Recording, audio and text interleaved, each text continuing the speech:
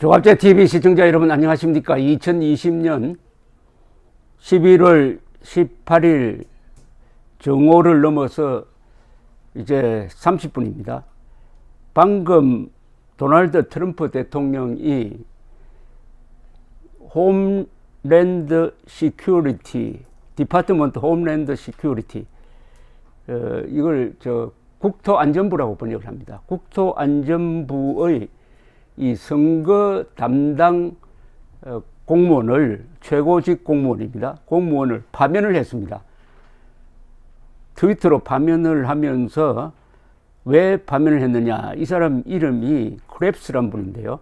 크리스 크랩스란 분은 이 홈랜드 시큐리티 디파트먼트의 뭘 담당하느냐 하면은 이 사이버 그리고 선거 이런 보안 문제를 담당하는 국장입니다. 국장이 이번 선거는 가장 공정하고 가장 안전하게 치러졌다. 미국 역사상 이렇게 주장하는 데 대해서 트럼프는 그게 잘못되었다.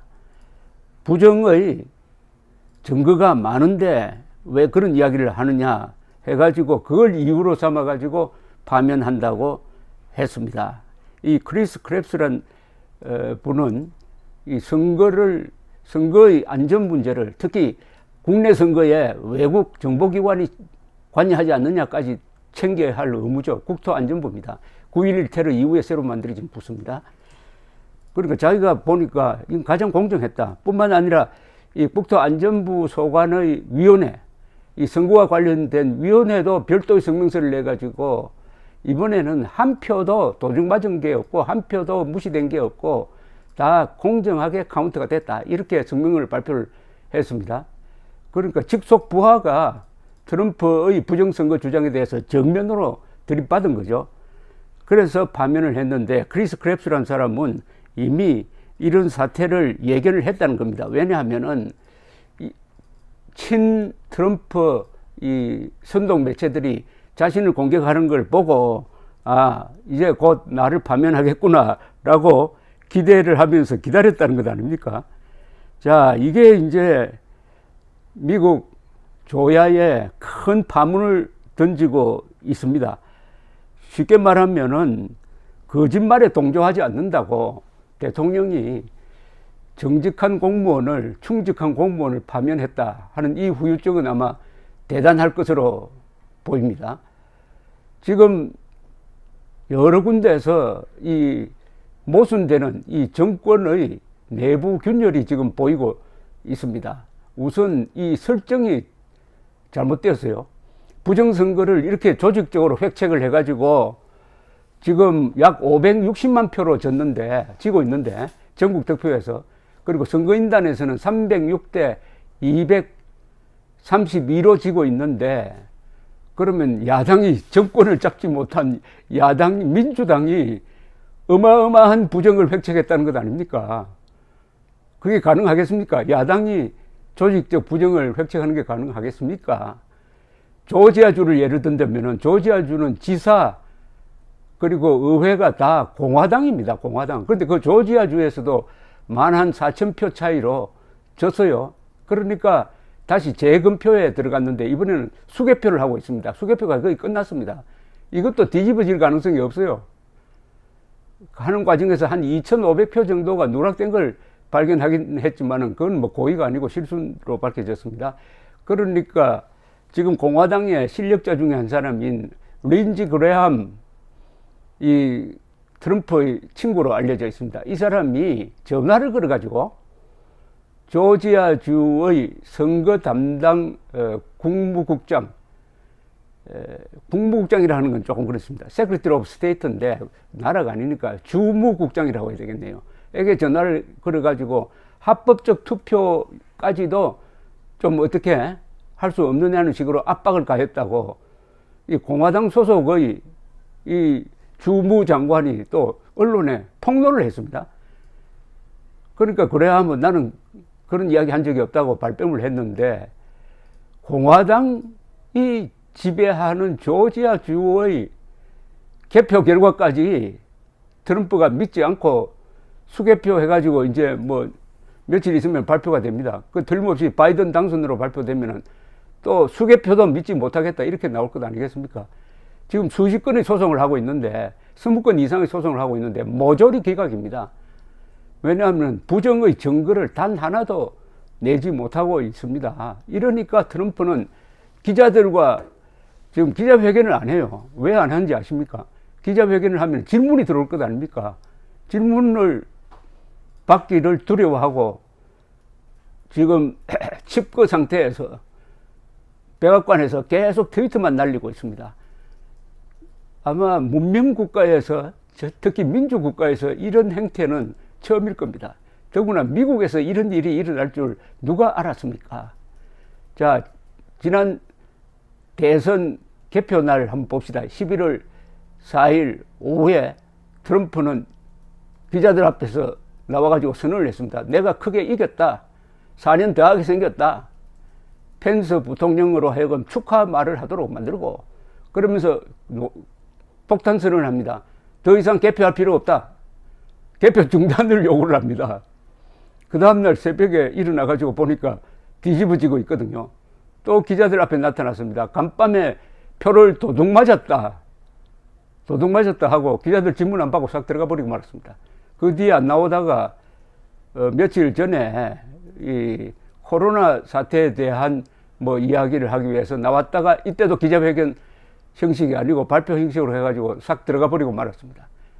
그리고 바이든 당선되는 날은 축하 전화를 해야 되는데 축하 전화 안 하고 그날 1000명 이상이 코로나로 죽었는데 골프 치러 갔습니다. 그 다음날 또 골프 치러 갔습니다.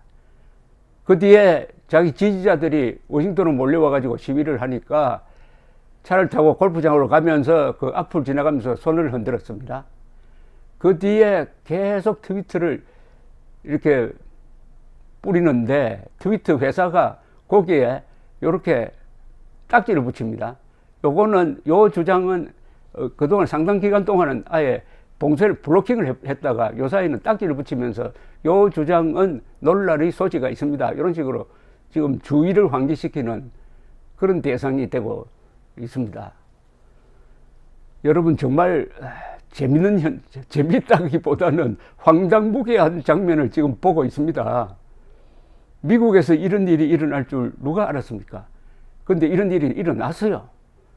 그런데 더 놀라운 사실은 공화당이 이런 트럼프를 비판하지 않고 있습니다. 물론 그 공화당 안에서 용감한 사람들은 비판을 하죠. 특히 부시 전 대통령, 미트 롬니 전 대통령 후보 같은 사람들은 비판을 합니다. 그러나 다수는 침묵하고 있습니다. 완전히 인질이 되어버린 거죠. 이걸 통해서 뭘 알 수 있느냐? 신종 파퓰리즘이 지금 세계 유행을 하고 있는데 그 대장이 트럼프입니다. 이 권력이 선동을 하는 겁니다. 그리고 민주국가에서도 선동을 하면은 미국식으로 된다 이거죠. 세계에서 가장 정직한 사람들이고 가장 정의감이 있는 자유를 사랑하는 미국 사람들도 대통령이 하루 24시간 시도 때도 없이 거짓말을 하고 그 거짓말이 언론을 타고 SNS를 타고 널리 확산되고 그게 공기를 오염된 공기가 떠돌고 그것을 흡수한 미국 사람들이 정신적으로 분별력을 잃고 해가지고 지금 공화당원이라고 하는 사람 뭐 70%는 트럼프의 부정선거 주장을 믿고 있습니다. 그러니까 거짓말을 믿는 사람이 공화당원 중에서 70%나 되고 있다. 가공할 사태입니다. 그리고 세계에서 지도자 중에서 요 트럼프를 따라가는 이 파퓰리스트가 몇 사람 있습니다. 헝가리 오르반이라는 사람, 총리죠. 그리고 또 하나, 에르도안, 차베스의 후계자 마두로, 멕시코 대통령, 브라질 대통령, 이 사람들이 트럼프의 제자입니다, 제자. 문재인 대통령하고도 비슷한 점이 많죠. 보다 심각하죠, 문재인 대통령은. 흔히 우리가 파퓰리스트라고 하면은 이 돈을 막 뿌리는 복지 파퓰리스트만 생각하는데 요사이는 그런 게 아닙니다. 권력을 유지하기 위한 목적의 파퓰리즘, 즉 거짓말을 전문으로 하는 파퓰리즘. 이건 말을 새로 만들어야 됩니다. 이거는 인기주의하고는 다른 거짓말쟁인데 국민을 거짓말로 하고, 그런데 바른말, 이제는 그게 한 단계 더 나와가지고 바른말 하는 사람을 자르기 시작했습니다. 며칠 전에 국방장관을 잘랐죠. 이제 또 앞으로 누구를 자를지, 임기가 지금 60여일밖에 남지 않았습니다. 자, 이렇게 하면은 어떻게 되느냐. 이게 지금 상원이 다수당이 결정되지 않았습니다.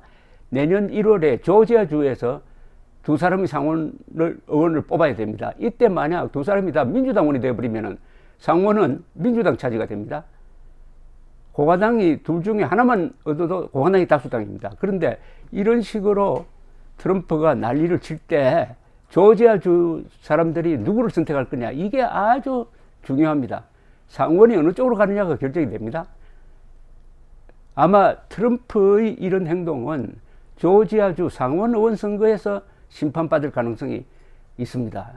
그렇게 되면 이제 공화당 사람들이 이제 트럼프 따라가다가 망하겠다 해가지고 뭐 반란을 일으킬 가능성은 있습니다만은, 권력과 선동이 결합할 때 어떤 일이 벌어지는지 우리 지금 밑줄 치면서 미국 사례를 교훈 삼아야 하겠습니다. 감사합니다.